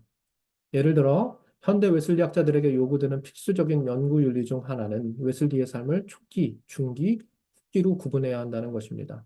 거기에 덧붙여 하나만 더 추가하자면 웨슬리는 자신의 논문이나 설교를 통해 가르친 내용을 목회적인 조언을 담은 사적인 편지들에서 종종 뒤엎는 경우가 있습니다. 이를테면 그의 1739년 설교 값없는 은총과 1740년 논문 메소디스트의 원리와 1741년 설교 명목상의 그리스도인에서 그는 구원에 이르는 믿음을 모든 의심, 공포, 슬픔 같은 것들을 배제하는 전적인 확신으로 정의하고 누구라도 그러한 확신을 소유하지 못하면 하나님과의 구원의 관계에 이르지 못한 명목상의 그리스도일 뿐이라고 가르쳤습니다. 하지만 웨슬리가 1742년 이후에 한데 묶어서 출판한 사적인 편지와 저널 가운데 1738년 9월 28일 아서 베드포드에게 보낸 편지, 1738년 10월 30일 사무엘 웨슬리 주니어에게 보낸 편지, 1739년 1월 4일 자신의 경건훈련의 일환으로 기록한 영적 일지를 보면 그는 구원에 이르는 믿음을 가졌다 할지라도 전적인 확신을 동반하지 않는 예외적인 경우들이 있다고 가르칩니다. 따라서 현대 웨슬리 학자들에게 요구되는 또 한 가지 필수적인 연구 윤리는 비록 웨슬리가 그의 삶의 어느 한 특정 시기에 가르친 내용이라 할지라도 그것이 어디서 누구에게 전달되었는가에 따라 그 뉘앙스가 조금씩 다를 수 있다는 점을 분별해야 한다는 것입니다. 결국 우리 현대 웨슬리 학자들 앞에 놓인 과제가 분명합니다. 우리는 진짜 웨슬리를 찾으려는 잘못된 욕망에서 벗어나야 합니다. 그리고 우리의 편견에 맞게 웨슬리의 복잡하고 미묘한 가르침을 무의식적으로 또는 의도적으로 왜곡했는지 여부를 겸손히 들여다봐야 합니다. 그러나 무엇보다도 우리는 웨슬리의 용기를 배워야 합니다. 자신에게 익숙한 역사, 자신에게 친숙한 전통의 경계를 넘어 기독교 신앙의 보다 원시적이고 보다 성경적이며 보다 사도적이고 보다 실천적인 모습을 찾았던 웨슬리의 용기. 우리는 그 용기를 배울 수 있어야 합니다. 그리고 그 용기와 함께 진짜 웨슬리가 아닌 우리에게 낯선 웨슬리를 만나볼 필요가 있습니다. 왜냐? 기독교 신학을 포함한 모든 지적 활동은 이 낯섦에서 시작되기 때문입니다. 다만 문제는 우리를 놀라게 하는 그 낯선 무언가에 우리가 어떻게 반응할 것이냐는 것입니다. 즉, 신학은 상대가 당연하게 여기는 신앙을 자신은 낯선 것으로 여기며 놀라워하고 그 신앙을 이해하려고 할 때 바로 그 순간부터 시작됩니다. 그러니 열린 마음과 겸손 그리고 용기로 부장해 낯선 웨슬리를 만나고 고민하고 대결하고 이해하고 그 안에서 12겹으로 둘러싸인 웨슬리 사상의 실타래를 하나 둘 풀어가 보시길 바랍니다. 그러면 웨슬리 신학마저도 라는 탄식 대신에 과연 웨슬리 신학은 이라는 말을 내내며 이 지적인 전통을 활용해서 원시 기독교의 순수한 사도적 교리와 실천을 되살리고 강화하고 옹호하려는 마음이 우리 웨슬리안들 안에 다시금 샘솟게 될 것입니다. 네, 여기서 마치도록 하겠습니다.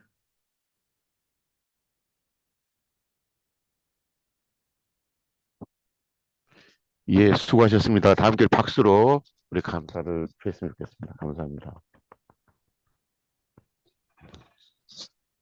현대 웨슬리 동향에 대해서 이렇게 일목요연하게 그리고 이해하기 쉽게 말씀해 주셔서 감사드립니다. 논문을 통해서 저희들이 웨슬리 신학이라고 하는 것이 이렇게 광범위하고 소위 말해 다종다양한 그런 방향성을 가지고 있구나라고 하는 것 그런 것도 저희도 잘 이해했습니다. 혹시 그 질문하실 분도 계실까요? 질문.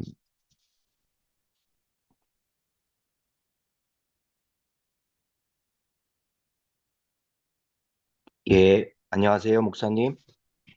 예. 안녕하세요. 저는 텍사스 휴스턴에 있는 이재준이라고 합니다. 저는 신학 쪽은 조금 그쪽 전공자는 아니고요. 근데 오늘 이렇게 이 학술회에 참여할 수 있게 해주셔서 너무 감사하고요. 저는 임상 심리 상담을 하고 있습니다. 미국에서요. 그렇고 크리스찬으로서 굉장히 관심이 그 영성과 정신 건강의 교차점이라고 해야 될까요? 그 intersectionality죠. 그 spirituality, mental health 쪽을 많이 관심이 있어 하는데요. 먼저 일단은 박사님께서 말씀하신 그 웨슬리 신학의 어떤 아이데니티라고 해야 될까요? 정체성에 대해서 얘기하셨을 때 굉장히 그것이 외적으로 봤을 때는 복잡하고 그 컴플렉시티가 있고 긴장성이 있고 텐션이 있다라고 말씀하셨는데 그것이 모순의 관계가 아니라 어떤 조화의 관계에 있다라는 것이 좀 굉장히 감명 깊게 다가왔고요. 그다음에 일단은 저는 그 관심이 어떻게 하면은 우리 정신적인 문제에서 특히 우리 크리스찬 미국 분들이 환자분들이 크리스찬 분들이 많이 계세요. 근데 그분들의 실제적으로 이 웨슬리 신학의 어떤 특징이나 어떤 그런 요소가 실질적으로 그분들의 어떤 회복이라든지 치료에 어떤 도움이 될 수 있을까에 대해서 생각을 해봤는데요. 그 12가지의 해석할 수 있는 모델이 중에 해방신학이 있다고 말씀하셨습니다. 근데 저의 짧은 그런 지식으로는 해방신학에서 파생된 그 현재 새롭게 떠오르는 굉장히 그런 어떤 그 임상심리적 모델이 사이코소셜 어컴패니먼트라고 합니다. 이게 한국말로 번역을 하면 사회심리 동행이라고 해야 될까요? 그러니까 이 얘기는 뭐냐면 통상적으로는 이제 임상심리 쪽에서는 어떤 소셜 서포트라든지 친구나 가족이나 이런 유대적 관계가 굉장히 치료에 효과를 갖고 있어서 전통적인 어떤 심리 상담 치료라든지 약물 치료를 보조하는 그런 보조 기능의 역할로만 생각이 되었는데 요즘의 연구는 어떤 식으로 가는 추세냐면요. 이런 교제 자체, 어, 그 사람과 함께 아픔을 겪고 함께 동행하는 그 어컴패니먼트 자체에 힐링이 있고 그것이 자체가 테라피다. 그것 자체가 트리트먼트다. 치료다라고 말을 하는 그런 동향이 있습니다. 그것 또한 제가 굉장히 관심이 있는 모델인데요. 그 성결 교단의 우리 사중복음 그 중에 교리 중에 신유가 있지 않습니까? 그 디바인 힐링인데 그것이 굉장히 어떤 육체적인 질병뿐만 아니라 정신적인 건강 그런 정신적인 문제에 대한 치료도 내포하고 있다고 생각을 하는데요. 그렇게 봤을 때 이 사이코소셜 어컴패니먼트라고 하는 어떻게 보면은 교회 바깥에서 일어나는 임상 심리에서 말하는 이 컨셉 개념이 어떻게 보면 이것은 교회의 원래 교회가 가지고 있는 기능이 아닐까 생각합니다. 그 교제라든지 그다음에 이런 커뮤니티라든지 이런 좀 관점에서 볼 때 현대 한국 교회가 이 사이코소셜 어컴패니먼트를 수행할 수 있는 그 역할에 대한 전망이 어떤지 조금 궁금하고요. 만약에 그것을 실천하려고 할 때 무엇이 필요한지 어떤 것이 장애 요소가 있는지 조금 한국 사회가 어떤지 조금 궁금합니다. 예, 우리 이 집사님의 질문은 굉장히 포괄적인데, 이제 그 웨슬리적 관점에서 그냥 우리 유재성 박사님께서, 요 질문을 그냥 포괄적으로 말씀해 주시면은 좋을 것 같습니다. 가능하실까요? 예. 근데 굉장히 많은 걸 하셨는데 떠오르는 것 중에 하나가 뭐냐면 그 책 중에 A Psychoanalytic View of Flourishing and Constraint in Religion Through the Lives of John and Charles Wesley라고 하는 책이 있어요. 2018년에 루틀리지에서 출간된 책이거든요. 이게 지금 제가 여기서 얘기하는 것보다 조금 더 지금 본인이 이게 지금 사이콜로지컬 뭐라고 하죠? 사이콜로지컬 어널리시스 뭐 이제 그런 관련된 내용을 가지고 웨슬리의 사상을 연구한 책이거든요. 그러니까요, 요 책을 조금 한번 보시고요. 일단 그걸 통해서 조금 더 도움을 받으시면 좋을 것 같고요.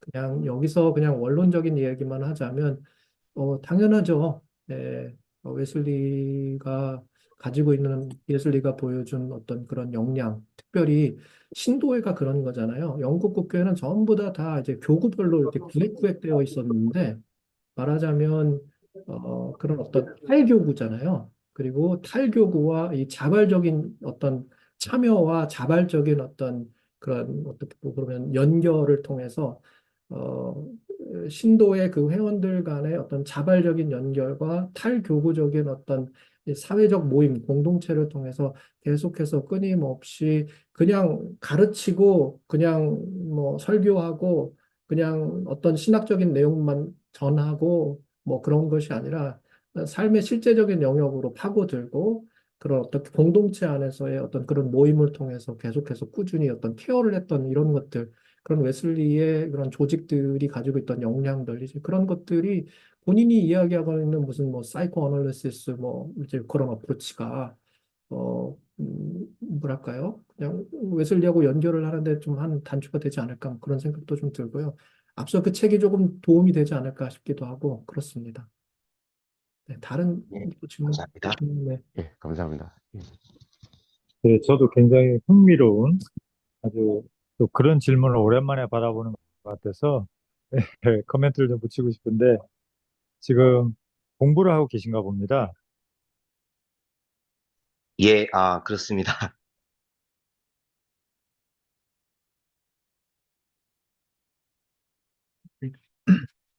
소장님 마이크가 꺼져 있습니다.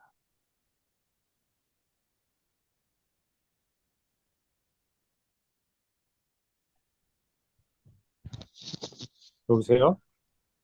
들리세요? 잘 들립니다. 예. 아, 예. 그, 키는데 자꾸 꺼지는지 모르겠네. 예. 어쨌든 굉장히 그 중요하고 또 흥미로운 질문을 주셨고, 지금 심리 상담을 공부하신다고 그랬죠? 지금 심리 상담으로 일을 하고 있습니다. 아, 클리니컬 사이콜로지스트예요, 그러면? 임상 사회복지사입니다. 클리니컬 소셜 아, 워커입니다. 소셜 워커. 그러시구나. 아유, 반갑습니다. 우리 서울신대에도 이제 그런 전공을 하신 교수님이 계신데요. 반갑고요. 뭐, 일반적인 얘기를 좀 할 수밖에 없는데 시간도 없고, 저는 어떻게 생각하냐면은, 당연히 존 웨슬리를 이제 그 소그룹 운동의 뭐 아버지다 이렇게까지 얘기하는 경우가 있는데, 네, 그만큼 물론 모라비안들에게서 이제 경건주의 운동의 일부로서 그런 공동체 운동을 소그룹 운동을 이제 받아들여서 그것을 체계적으로 이제 실천하시고 조직적으로 실천하신 분인데 분명히 웨슬리에게 있어서는 그런 동행의 중요성 이런 것들이 드러나 있고 물론 시대적인 한계 때문에 오늘날 21세기처럼 그러한 관계성의 신학이 발달하지는 못했던 것 같아요. 서방교회의 어떤 삼위일체 그런 것들의 어떤 이해 그런 것도 마찬가지였고 그래서 오늘날 몰트만을 통해서 어, 드러나고 있는 이제 소셜 트리니티라고 하는 사회적 삼위일체론이 드러내는 정말 페리코레시스 정말 교제로서의 삼위일체 교제로서의 존재 뭐 이런 것들이 이제 점점 우리 풍성해지는 걸 보면서 그러나 존 웨슬리가 분명히 그쪽 라인으로 가닥을 잡으셨다라는 생각을 해보게 됩니다. 그래서 앞으로 좀 자주 들어오시고 웨슬리 신학과 또 그 현대적인 발전 그리고 그 아까 우리 유재성 박사님도 얘기했지만 여러 갈래의 뿌리가 있는데 그 중에 하나가 또 이제 동방교회에서의 또 동방 신비주의, 동방교회 신비주의 라인에서도 큰 영향을 받으셨기 때문에 웨슬리에게서도 분명히 그런 좋은 것들이 있고 당대 칼빈주의자들에 비해서는 분명히 그러한 관계적인 요소들을 강조한 이제 그런 신학자고 또 목회자였다고 생각을 하기 때문에 앞으로도 좀 그쪽으로 관심 많이 가지시면 굉장히 좋을 것 같다는 생각을 합니다. 예, 감사합니다. 유세성 박사님 질문 드려도 될까요? 예, 말씀하시죠. 오늘 강의 잘 들었습니다. 또 웨슬리 연구가 어떻게 진행되고 있는지 좋은 통찰을 얻게 되었습니다. 그러면서 저는 이런 질문을 한번 드려보고 싶습니다. 그 누구지요? 해먼드 박사가 웨슬리 조지아 선교를 실패가 아닌 다른 관점으로 보는데 이것이 정당한 해석인가? 이렇게 봤을 때 그 정당한지 안 정당한지를 어떤 기준으로 봐야 되는가? 만약에 올드 스키티 사건이 없었다면 그 이전의 웨슬리는 그 신앙이나 그의 삶이 정당성이 있는 것인가? 본 어게인 웨슬레이가 다시 한번 중생을 체험한 시점이 어딘가? 그럼의 관점에서 봤을 때는 조지아 선교는 그렇게 영적인 출생을 경험하고 하나님 관계 속에서 선교했다고 보기에는 좀 미치지 못하는 점이 많은 것 같습니다. 오히려 조지아 선교의 실패를 통하여 어떤 예수 그리스도에 대한 어떤 절박한 심정을 가지고 그가 추구했기 때문에 올드 스케이트의 그런 새로운 출발점이 생겨지지 않았는가. 이걸 뭐 조지아 선교를 실패했다, 실패 안 했다 그런 관점으로 보기보다는 하나의 과정, 인간이 다시 하나님의 형상을 회복하는 그런 과정으로 이해하고 그리스도의 완전을 향하여 나아가는 그런 과정으로 이해해야 되지 그걸 실패인지 실패 아닌지 그렇게 논하기에는 좀 안타까움이 있지 않나 이렇게 저는 생각이 들었습니다. 어떻게 생각하세요? 어, 앞서도 말씀드렸지만 이렇게도 읽을 수 있고 저렇게도 읽을 수 있습니다. 예. 어, 제가 아까 각주 43번을 꼭 읽으시라 이제 이렇게 얘기를 드렸는데 17페이지에 각주 43번을 좀 한번 같이 좀 읽으면 좋겠는데요. 이게 다 이제 해먼드 박사 책에 다 나오는 내용들이에요. 근데 이제 거기에 이제 좀 보시면요. 이제 그것들을 이제 취합한 거죠. 자, 43번 그 보시면 조지아 선교를 뒤로 하고 런던으로 돌아오는 배를 타기 위해서 이제 찰스타운 항구로 이동할 때 그리고 사무엘호에 올라서 진짜로 이제 런던으로 이제 올 때 그 기간이 이제 1737년 12월부터 12월 7일부터 이제 22일 이제 요때까지거든요. 그러니까 조지아 선교 이제 그만두고 이제 돌아오는 딱 그때예요. 그 항구에서 있었던 때인데 그때 이제 그때까지만 해도 웨슬리가 뭐 자책하지 않습니다. 어, 오히려 그때 뭘 하냐면 이제 공동기도문하고 시편 72편하고 이사야서 40장을 읽으면서 하나님의 위로를 받고 그리고 이제 대서양 위를 항해할 때 그때 이제 1737년부터 12월 24일부터 1738년 1월 13일 이때까지만 해도 그렇게 요동하지 않아요. 오히려 배 안에 있는 가난한 자들, 헐벗은 자들을 찾아가서 복음을 전하고 격려했습니다. 그러니까 만약에 말하자면 이런 거죠. 이 사람이 뭐 말씀 주신 대로 뭐 이제 뭐 어떤 그런 어떤 체험이 없다면 과연 이런 배 안에 있는 이런 가난한 이민자들, 헐벗은 사람들을 찾아가서 복음을 전하고 격려할 수 있었을까? 그런 생각도 겸해서 한번 해보시면 좋겠고요. 그리고 웨슬리를 태운 배가 이제 폭풍우를 또 만나요. 조지아로 갈 때뿐만 아니라 올 때도 만납니다. 그래서 엄청 그때도 이제 막 배가 뒤집히네 만에 이제 일기를 보면 그렇게 나오는데 그때 웨슬리가 두려워하면서 뭐 구원에 어쩌고 저쩌고가 아니고 그냥 하나님께 기도하면서 힘과 위로를 얻어요. 그리고 그 배에 함께 탄 모든 사람들에게 말씀을 전하면서 예배는 이런 상황에서도 필수불가결한 축복이고 선물 같은 일이라고 이야기를 합니다. 그러니까 분명히 조지아 선교가 실패하고 낙망하고 그랬다 그러면 사실 이런 일들이 이런 식의 이런 일기장에서 웨슬리가 말하고 있는 일들이 좀 낯설어요. 이러지 않고 오히려 낙망했을 텐데 막 구원을 받지 못해서 또 폭풍우 만나가지고 떨었어야 할 텐데 그런 모습이 아니거든요. 그런데 그렇게 잘 보여주다가 갑자기 이 사람이 막 흔들리기 시작하고 정서적으로 흔들리면서 자책을 한 그래서 그 내용을 볼 수 있는 게 이제 일기장에서 보면 언제냐면요. 그 배의 선원이요. 이제 영국에 거의 도착했다는 이야기를 해요. 그리고 그 소식을 듣고 일기를 썼을 때 그때 조금 흔들리고요.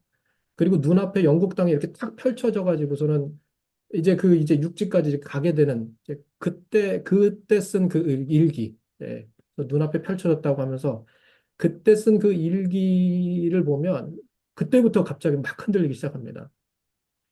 그러면서 웨슬리가 스스로도 뭐라 그러냐면 여러 가지 생각으로 가득 차게 됐다 이렇게 말해요.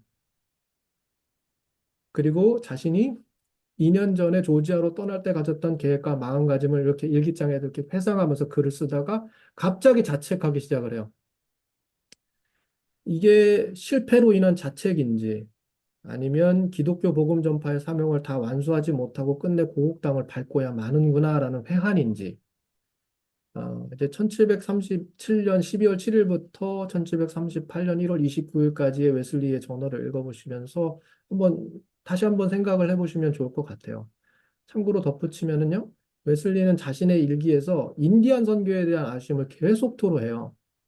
인디안 선교는 조지아 선교를 떠날 때, 그때 이제 그 편지에서도 밝힌 것처럼 조지아 선교를 하기로 한 웨슬리의 결정적인 이유예요. 그런데 이 식민지 개척위원회의 오글도프 총독이요. 조지아 선교 내내 웨슬리가 인디안 선교하는 걸 방해합니다. 그러니까 가장 결정적인 이유인데 그거를 자유롭게 할 수 없도록 해요. 끝까지 못하게 합니다. 그러니까 과연 그러면 이 사람이 보여준 일기장에서만 보는 거죠. 예. 이걸 자책이라고 할 수 있을까? 회환이라고 할 수 있을까? 실패라고 할 수 있을까? 아니면 방해라고 할 수 있을까? 이제 이런 것들을 소위 말해서 이런 문헌들을 보는 거예요. 그러니까 모라비안들하고 서로 나눈 그 뭐예요, 편지들 이런 것들을 또 보는 거예요. 그러니까 이런 1차 문헌들을 쭉 보면 가만히 보고 있으면 어, 이걸 어떻게 평가하는 게 좋을까? 정말 말 그대로 올더스 게이트의 관점에서 이거를 실패로 보고 이 사람은 이때 정말로 부족한 사람이었고 신학적으로도 흔들리는 사람이었고 어리숙한 사람이었고 그때 당시에 웨슬리보다 10살이나 더 어렸어요. 거의 10살가량, 10살은 아닌가요? 아무튼 거의 한 10살가량 어렸던 조디 휘필드는 비슷한 시기에 북미 가가지고 대각성 운동을 일으키는데 이 조지 필드를 신성회의 회원으로 받아들이고 가르쳤던 웨슬리는 그때 북미 가가지고서는 실패만 하고 낭망만 하고 오고 과연 이런 식의 평가가 옳은 걸까? 이제 이런 질문인 거죠. 그런 질문을 해먼드 박사는 던지면서 이런 일처 원원들을 보니 그렇게만 설명하기는 좀 어렵지 않나 라는 것을 우리에게 전해주는 거죠. 그러면서 그때도 웨슬리는 참으로 신실한 일꾼이었다. 어떤 일꾼이었냐, 어떤 전통과 어떤 생각 위에서 그런 신실한 일들을 했느냐라는 거를 소위 말해서 영국 국교의 그 영국 종교 지형 안에서의 그 서약 거부자, 그 사용자 파벌하고 같이 연결을 해서 같이 조금 더 이제 그런 어떤 시각으로 그렇게 좀 소개를 하고 있고 설명을 하고 있는데 평가는 조지 에먼드 박사가 틀리고 우리가 맞다 이럴 수도 있는 거고요. 저렇게 한번 고민해 볼 수도 있겠구나라고 하면서 우리가 더 사유의 어떤 영역을 확장할 수도 있는 거고요. 그거는 우리가 판단할 몫이니까요. 그렇게 생각을 하시면 좋을 것 같아요. 예, 잘 이해했습니다. 감사합니다. 네. 어떻게 보면은, 어떻게 보면은 실패다.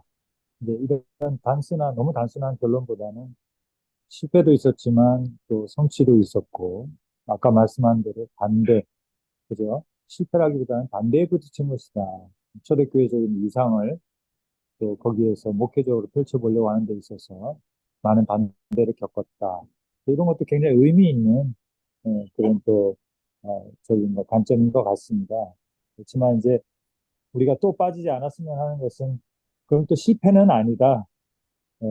실패는 아니고 관계였을 뿐이다라는 것도 어떻게 보면은 지금까지 우리에게 잘 알려진 그 내용에 비추어 보면은 이주상 목사님 말씀하신 대로 그것도 또 하나의 또 단순한 흑백 논리가 될 수 있어서 제가 볼 때는 이제 그런 구원의 확신이라는 차원에서 보면 복음적 회심이라는 차원에서 보면은 이제 실패적 요소도 스스로 인정하는 부분도 있지 않나 그런 말씀을 아마 하신 것 같습니다. 그렇죠, 목사님? 예, 맞습니다. 요거는 어떤 학문적인 관점보다는 웨슬리 생애 속에 어떤 하나님을 체험적으로 경험하고 고백하는 그런 시점이 어딜까? 본 어게인 그런 중생하는 시점이 어딜까? 이런 목회적인 관점에서 고민할 때, 웨슬리 생애 속에서 과연 언제 영적인 출생이 일어났는가? 이건 목회적인 고민입니다. 그리고 한 개인이 어떤 심리적인 종교적인 것이 아닌 영적인 체험을 하는 시점은 어딜까? 이런 것을 성경적으로 숙고해 봤을 때 올드 스케이트의 그 웨슬리의 자전적 고백이나 이후의 삶을 열매들을 봤을 때 조지아 선교 올드 스케이트 이전의 조지아 선교 때는 웨슬리가 거듭나지 못한 명목상의 신자가 아니었던가 이런 추론을 해보는 겁니다. 예. 그 올더스 게이트에 대한 이제 해석도 지난번에 우리 케니스 콜린스 박사님이 이제 줌으로 강의 한번 하셨는데 그때도 뭐 언급하셨지만 거기도 역시 다양한 해석이 있더라고요. 랜디 매덕스 교수님이 편집한 책에 보면은 뭐 여러 가지 있고 또 심지어는 조종남 박사님도 그런 면에서 올더스 게이트 그가 비신자에서 신자가 되는 시간이었냐 뭐 이런 거에 대해서는 좀 다르게 해석하시면서 웨슬리 자신도 후기에 가서는 이제 본인이 그전에는 그리스도인이 아니었느냐, 그건 아니다, 이렇게 얘기했는데, 그러나 종의 신앙, 야베 신앙, 분명히 차이가 있다. 신앙, 구원의 확신을 가지고 예수 그리스도만을 구원의 이제 구주로서 영접하는 그러한 어떤 회심의 사건의 중요성을 또한 얘기하고 있고, 그래서 굉장히 의미 있는 또 질문을 주셔서 감사하네요. 오늘 한국 교회나 기독교 세계 속에서 어떻게 그리스도인이 되는 과정에 대한 이해가 명확하지 않습니다. 이건 뭐냐면 성경에 대한 어떤 그런 구원의 과정에 대한 이해가 우리가 서로 공유하고 있지 못하다는 생각이 듭니다. 그러니까 성서가 뭘 의미하는지, 성서가 기준이고 성서가 어떤 우리의 모든 모토라면 어떻게 그리스도인이 될 수 있는가? 그건 명목상의 신자로서는 아무리 그가 목사를 할지라도 구원에 이르지 못한 사람일 수 있다는 가능성이 많죠. 서기관 바리새인을 본다면. 근데 오늘 목회 현장이나 개인의 삶에 있어서 내가 정말 거듭난 그리스도인인가? 이런 고민이 더 좀 우리가 좀 많아야 될 것 같습니다. 웨슬리처럼. 이상입니다.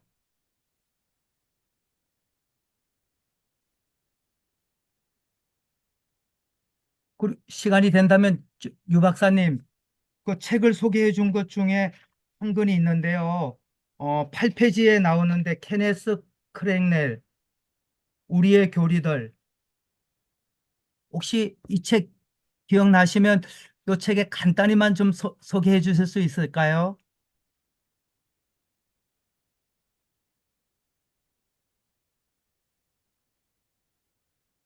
8페이지 D번입니다. D번. 그 우리의 교리들.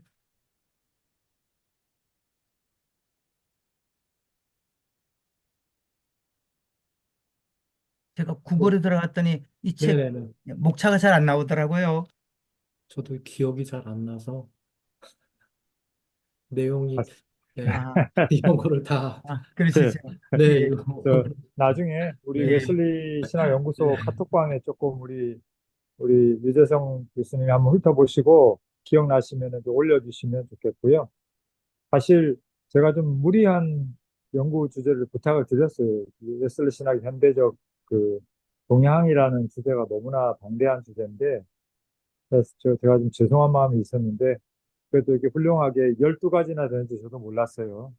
12가지 현대적인 웨슬리 해석의 어떤 방향성에 대해서 잘 또 새롭게 알려주셔서 너무 많이 배웠고요. 시간이 이제 많이 가는데 말씀하지 않으신 분 중에 혹시 좀, 예, 질문 주시면 감사할 것 같습니다. 네, 저도 한 말씀 드리고 싶은데요. 오늘 유재성 박사님이 이 웨슬리 연구의 최근 동향 소개해 주셔서 참 많이 감사드리고요. 근데 제가 느낀 것은 다 말씀드리신 대로 너무 연구 분량이 방대해서 그래서 저는 이제 한 가지 제안 드린다면은 이 최근 동향 이제 간단하게 개론적으로 봤으니까 이 중요한 주제들 하나씩 정해서 최근 동향을 좀 더 심도 있게 연구를 했으면 좋겠다는 생각이 듭니다. 그래서 다음에 시간 되시면은 고려해 주셨으면 감사하겠습니다. 예, 유 박사님 들으셨죠? 앞으로 잘 부탁드립니다. 우리 중에 가장 또 말하자면 최근에 또 학위를 하셨기 때문에 우리 중에 가장 적합하실 것 같아요. 현대적 동향을 또 고찰하시기에는 될 것 같습니다. 혹시 또 우리 신 목사님도 다시 들어오셨는데요. 여러분 중에 또 더 코멘트나 질문하실 부분이 있으면 말씀 주세요. 안녕하세요. 제가 하나 질문 드리고 싶은 게 있습니다. 네, 오늘 또 이렇게 너무나도 저도 신학 동향 궁금했었는데 이렇게 쉽게 잘 정리를 해주셔서 너무 감사하고 어떤 맵이 이렇게 밝혀지는 웨슬리의 어떤 맵이 밝혀지는 시간이었고요. 또 이렇게 조던 해먼드 교수님에 대해서 다시 한번 더 생각할 수 있는 기회였습니다. 그 다름이 아니라 이제 9페이지에 보시면 어, 이제 직접 인용하셨던 조시아 터커가 맨 마지막에 웨슬리 연구 모델, 거기 보면 이제 어디로부터 왔는가 했을 때 칼빈주의, 알미니안주의 좀 더 내려주시면 되겠습니다. 네. 집적인요 거기 보면 이제 몬타누스주의가 있는데 그 몬타누스에서는 어떤 점이 이제 웨슬리에게 영향을 줬는지 조금 궁금해서요. 제가 일반적으로 알고 있을 때 이제 몬타누스는 좀 급진적이고 신비주의적이고 시한부 종말론적이면서 이제 조금 이단으로까지 평가를 받았었는데 그럼에도 이제 어떤 몬타누스에게서 얻을 어떤 영향을 좀 받았길래 이 조시아 터커가 이런 평을 내렸는지 좀 궁금합니다.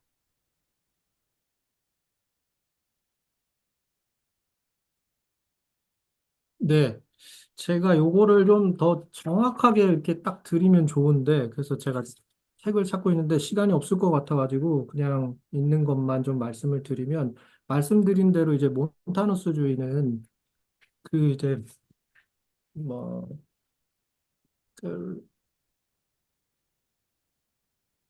그 북아프리카를 비롯해서 정말 진짜 동서방 뭐 막론하고 경계 없이 엄청나게 영향을 미친 그런 어떤 뭐랄까요 이제 시한부 종말론과 그 사상이죠. 그리고 또 이제 여성 예언자들을 막 세워가지고 막 이제 하여튼간 여러 가지 이제 그런 문제들도 있었긴 했는데 그런데 이제 몬타누스주의가 가지고 있었던 그 소위 말해서 교회 갱신 운동이라고 할 수 있을까요? 그러니까 제도적 교회에 대한 어떤 그렇잖아요. 이제 시한부 종말론을 가지고 있는 사람들이 어떤 신비주의적으로 예수님이 언제 온다 뭐 이런 것도 있지만 종말론적인 신앙을 가지고 삶을 다시 재조명하는 것들을 계속해서 강조하는 측면도 같이 연달아 가는데요. 이제 그런 지점들에 대해서 이제 웨슬리가 나름대로 이제 조명을 하면서 제가 지금 그 어디 있는데 실제로 그걸 언급한 거를 제가 좀 말씀을 드릴까 하는데 에, 어디 있는지 제가 좀 딱 모르겠네요. 근데 이거, 어찌됐든 예, 음. 웨슬리가 실제로 이제 몬타누스주의자들이 가지고 있었던 그런 어떤 그 제도적 교회에 대한 어떤 따가운 목소리, 종말론적 신앙에 비춰서 개혁을 부르짖는 특별히 영국 당시 사회가 가지고 있었던 도덕적인 둔감성, 이제 이런 것들 때문에라도 계속해서 이제 그런 측면에서 강조를 하면서 우리가 이 몬타누스주의자들이 가지고 있었던 그런 어떤 종교적 순수성 그런 것들에 과연 소위 말해 뭐 우리가 좀 비판할 수 있겠느냐. 그리고 이제 조금 이제 약간 조금 뭐랄까요? 웨슬리가 가끔 말이 조금 세요. 그 이제 자기가 확신한 게 있으면 그냥 거침없이 합니다. 거침없이 하는데 그 중에 하나가 뭐냐면 웨슬리가 이제 이런 몬타누스주의자들 외에 여러 다른 사람들 조금 이제 이단 시비가 걸린 이런 사람들 같은 경우에도 이제 성결이라고 하는 이런 어떤 측면, 이 거룩이라고 하는 어떤 이런 측면을 강조하면서 계속해서 보여줬던 이런 사람들이 초대 그 이제 소위 말해서 공의의 교회 정치의 희생양들이라 이런 표현도 해요. 네, 그러면서 우리가 과연 정치적으로나 이런 어떤 역사적으로 볼 때 문제가 없는데도 불구하고 이런 신앙을 지켜왔던 사람들에 대해서 비판할 수 있느냐, 뭐 이제 이런 식으로까지도 얘기를 하면서 몬타누스주의도 이야기를 하는데 아마도 이제 종말론적 신앙과 교회 갱신 또는 영국 사회 갱신, 뭐 이제 금요 이런 거하고 관련해서 아마 이제 쭉 이야기를 했던 것 같아요. 예, 같고 그런 것들이 아무래도 강조가 되다 보니까 그때 당시에 이 소위 말해서 제도권 교회에서 제도권 교회를 대변을 하던 조시아 터커도 마찬가지잖아요. 영국 국교회 사제잖아요. 그러니까 여기에서 이제 바라보면 아이 저렇게 제도권 교회에 대해서 뭐라고 하는 그 사람들이랑 손잡은 사람 이제 이렇게 볼 수 있는 거죠. 그래서 아마 예, 네, 답이 감사합니다. 되는지 시간, 모르겠습니다. 네, 네. 예, 좀 미진하다고 생각되시면 네네. 우리 카톡방에다가 우리 유 박사님 좀 정리해서 올려주시면 모두에게 도움이 될 것 네, 같고요. 어, 시간이 없으니까 저도 좀 지금도 말씀을 조금씩 드렸습니다만은 이제 한 가지 코멘트와 한 가지 질문을 좀 드리고 싶은데 하나는 역시 웨슬리가 큰 사람이구나 신학적인 큰 저수지와 같고 호수와 같구나 생각을 하게 됩니다. 그래서 웨슬리에 대한 해석이 12가지로 갈릴 수 있다는 것은 어떤 의미에서는 그가 섭렵했고 일생 동안 너무나 많은 책을 읽었고 또 아까 우리 유재성 박사님도 발제 때 얘기했지만 어떤 그런 전통 트레디션과도 대화하기를 두려워하지 않았고 오직 진리를 찾기 위해서 모든 것을 그런 경계 없이 교단의 경계 이런 걸 넘어서 했기 때문에 정말 다양한 그 트렌드들이 그 안에 들어있는 건 분명한 사실이고 그리고 예언자 운동 그런 신비주의 그런 전통과도 당연히 깊은 또 관련이 있기 때문에 지금 몬타너스주의다라고까지 얘기가 나오는 것 같은데 그런 점에서 저는 지금 우리 유재성 박사님이 밝혀준 12개의 그러한 전통적인 어떤 그 해석, 웨슬리에 대한 해석들이 있다는 것은 굉장히 자랑스러운 그러한 일이다. 이런 생각을 합니다. 예를 들어 철학에서도 보면은 큰 봉우리들이 있잖아요. 그리고 저수지도 있고, 글로 흘러 들어갔다가 거기서 다시 여러 갈래로 흘러나오는 저수지와 같은 그러한 것들이 참 그래서 우리가 웨슬리안 전통을 자랑스럽게 볼 수 있는 풍성함이 거기에 있다 이렇게 생각을 했고요. 한 가지 질문은 이제 유 박사님이 12개라고 이제 그거를 잘 요약을 해서 또 설명을 주셨는데 그중에서 우리 성결교회는 그럼 어떤 라인에서 웨슬리를 바라보고 있는 것인가 하는 것을 좀 한번 좀 말씀을 해주시면 좋을 것 같고 왜냐하면 우리가 그 12개를 다 쫓아갈 수도 없고 또 그렇기 때문에 우리 한국의 감리교회라든지 특별히 우리 성결교회가 그 12가지 해석 중에 어디에 서 있고 또 그것에 말하자면 특장점은 무엇이고 또 미진하고 또 우리가 좀 더 보완해야 될 점은 무엇이라고 생각하는지 그런 부분에 대해서 조금 코멘트를 듣고 싶습니다. 아, 네, 감사합니다. 저희는 사실은 거기 이제 페이지를 이제 11페이지죠. 네, 11페이지에 보시면 12가지가 이렇게 나와 있잖아요. 네, 저희는 여기서 첫 번째, 네, 친개혁주의 모델. 네, 저희 이제 성결교회 입장에서 말씀을 드립니다.